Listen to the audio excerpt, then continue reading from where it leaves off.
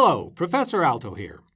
One of the big differences between a serious game and a traditional game is that the people that recommend and prescribe the use of serious games want proof and evidence that they achieve their purpose. Oftentimes, the people asking for this proof are clinicians, like doctors or nurses.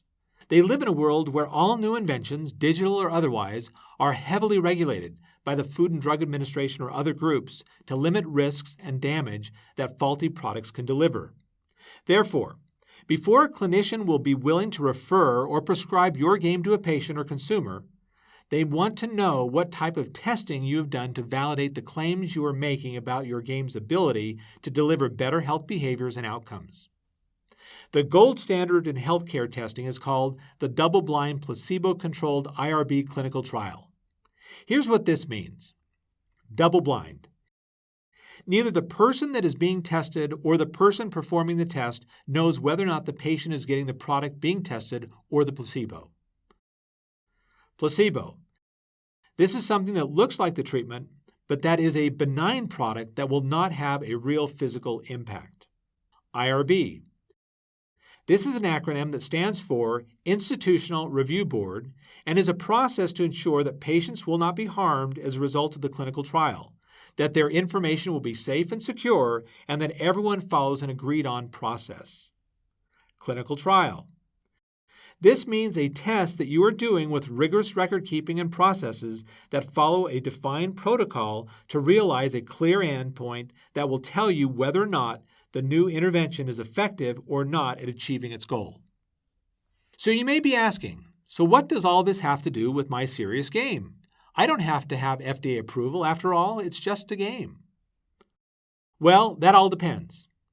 The FDA has provided guidelines as to what digital interventions like games or apps must obtain FDA approval and follow their clinical trial process. Here are the guidelines for what needs FDA approval. 1. Any digital intervention that is part of an FDA-approved medical device. 2. Any digital intervention that takes the place of a licensed clinician. 3. Any digital intervention that diagnoses a disease or condition. Things that are exempt from FDA approval are things such as 1. Fitness games and apps. 2. Wellness games and apps. 3. Games and apps used to track information. And 4. Games and apps used for education. Now, just because you don't have to get FDA approval doesn't mean that clinicians don't care about evidence and proof. They do. But they won't expect you to do an expensive double-blind placebo-controlled IRB clinical trial. They'll be looking for some data, analysis, and evidence that a large number of diverse people use your serious game or app and improve their health outcomes. So here are some tips for how to do such a study. 1. Define your endpoint, which is the measure of success in behavior change and improved health you are guiding them to. 2. Identify other published studies that are similar to yours to identify their process and protocols. 3. Define your process and protocols for conducting the study. 4. Select people who will undergo your digital intervention. 5. Compare your outcomes to a control group who have the same problem but don't use your digital intervention. 6. Run the study for a long enough period of time, generally 1 to 12 months, to show people achieving your endpoints. 7. Gather lots of data to document your process and to perform your analysis. And 8.